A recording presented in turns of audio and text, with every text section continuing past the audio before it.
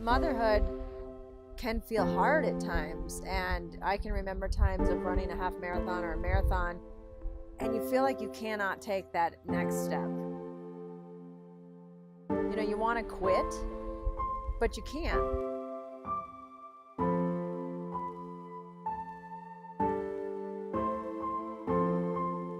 The running and motherhood and the similarities of the two are that both make you feel like you've completed what you set out to do.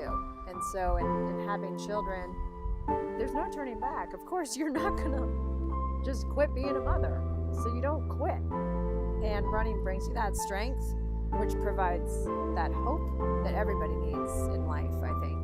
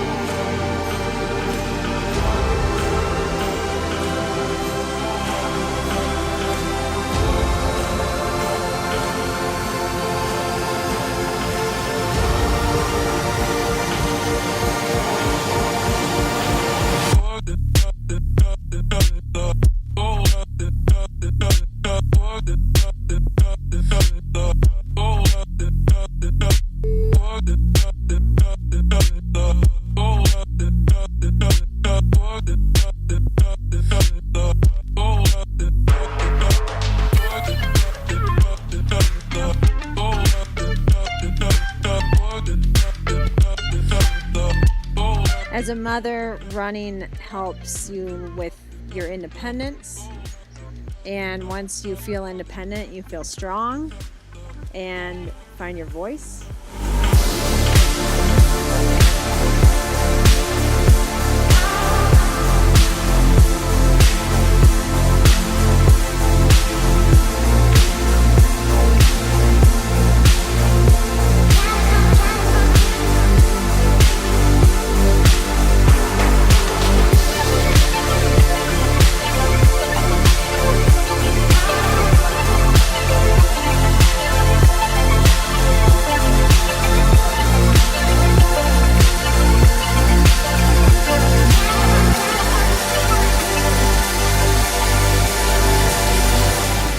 So I really started running back when I was in high school, and I thought I'd take up track, which was sort of a bad idea.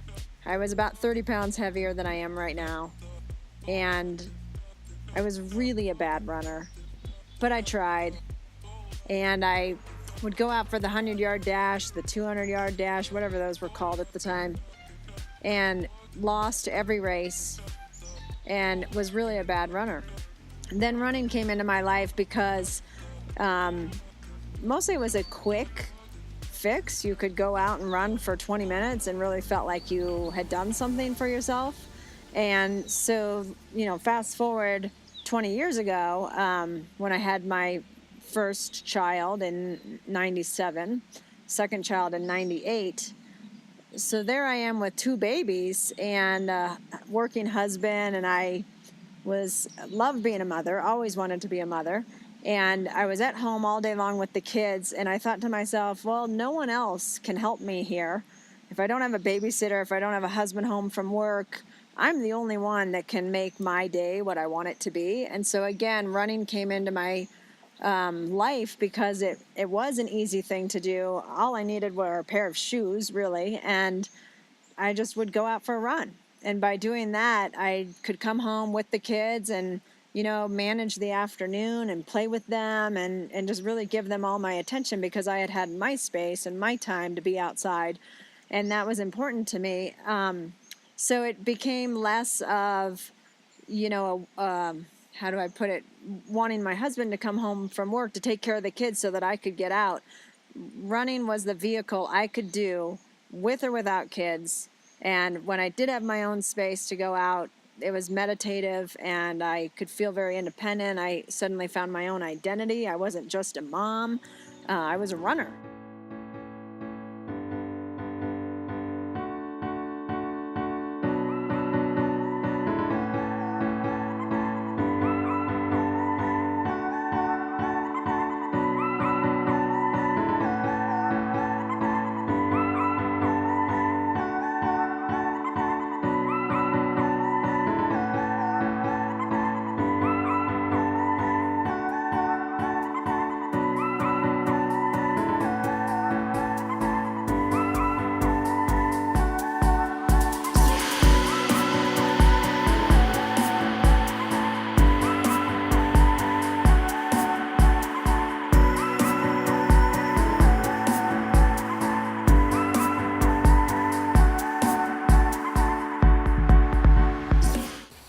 Jill and I have been married about 22 years, and it's been a great 22 years. Jill's always the happiest person I know.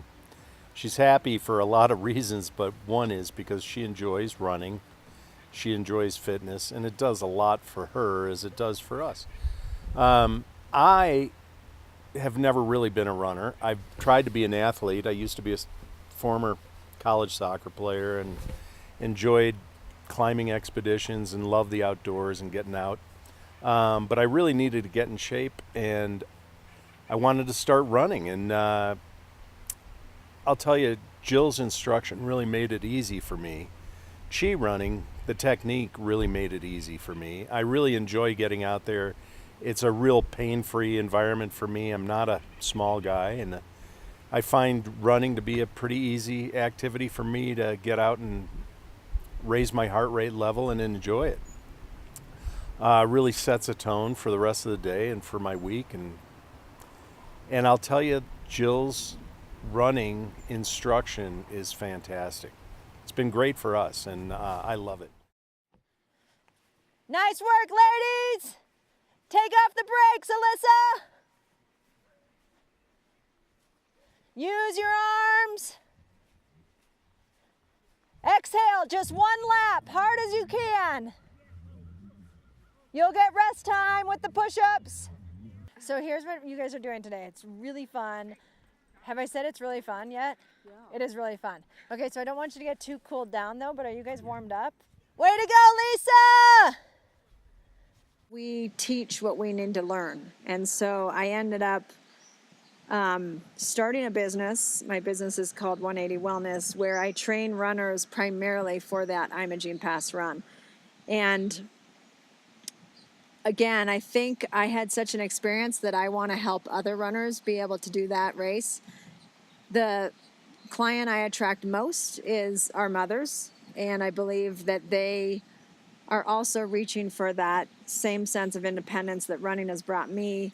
And I have some great stories of some people who have been in my class that remind me of myself and have really done great and gone far. And their mothers, young kids. And I like to say, there really is no excuse to not being able to get out. If you don't have the time, or, you have young children and your husband works all the time, or you're a single parent, you don't have the money to have a babysitter, you still can get out and run. One thing when it comes to motherhood is when I got Jill's schedule, it was absolute freedom. It was, this is mommy's time, waking up 5:30 in the morning while everybody else is still asleep and the house is dark and yummy and you just want to stay in bed. But that's the time when my kids were little, 5, 6 years old. That's the time that I would go out at 5:30 in the morning, and that was my freedom. I was nobody's mom, nobody's wife, nobody's daughter. I had no responsibilities other than to fulfill the running time, the mileage, and that set the tone for the day. I felt free for the whole day.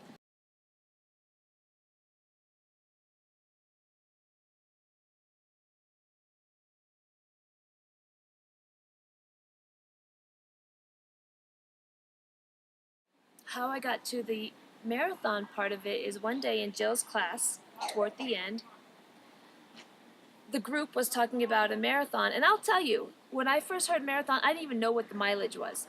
Didn't know.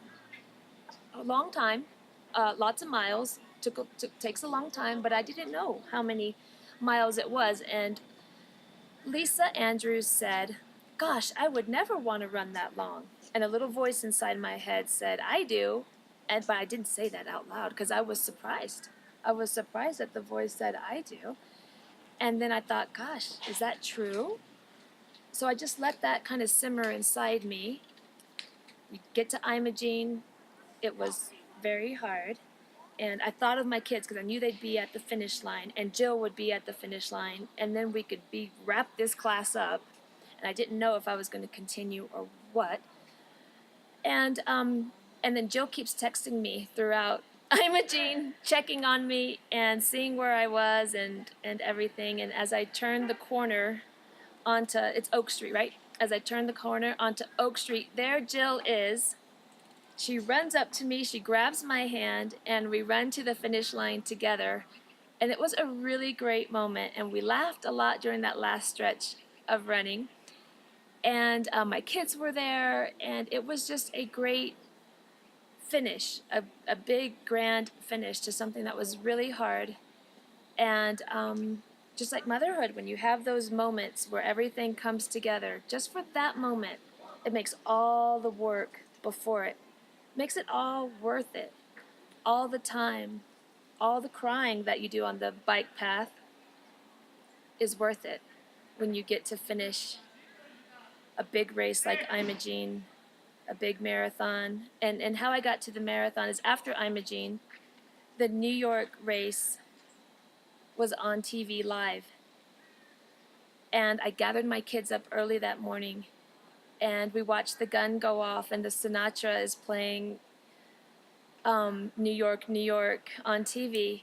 And a little voice inside my head said, "You're going to be there next year." And I was like, whoa. And I grabbed the kids, and I'm like, "Kids, we're going to be there next year. Mommy's running the marathon there next year." And I told my husband. So when the lottery time came up, which is about a month later, or a few months after the race, I entered the lottery. I told Jill, I was like, "I entered the lottery. I don't know what's going to happen. Lord only knows." And lottery day came, and I had a 17% chance of getting in, and my name was drawn, and I burst into tears, and the first person I called was Jill. You know, you're in it for the long haul, whether you like it or not. And motherhood is the greatest thing and the hardest job, and it comes with no paycheck. You can ask yourself why often, and there's a very good answer to the why. We choose to have children. Maybe some people don't choose to have children. I chose to have my children. There's a very clear why, and I appreciate every day that I've had my children. But when they were younger, particularly, it's very hard, and it's takes a lot of your energy. And so the same steps in reaching your goal hold true as making a plan, and make a plan within your day of what you're going to do with your kids. Or do you go to work and then you come home, and what are you going to do with your kids? How are you going to get dinner on the table? So it's about making that plan, getting to work, sticking with it, and staying true to yourself, and being strong. If you don't take the time for yourself, whether it's you go to your own job while they go to daycare, preschool, or you go and get your exercise, but when you go to your own job, that's demanding as well. So your job as a mother, your job in a job, both are demanding. So where's the time for you? And you, in my mind, you have to have that time for you.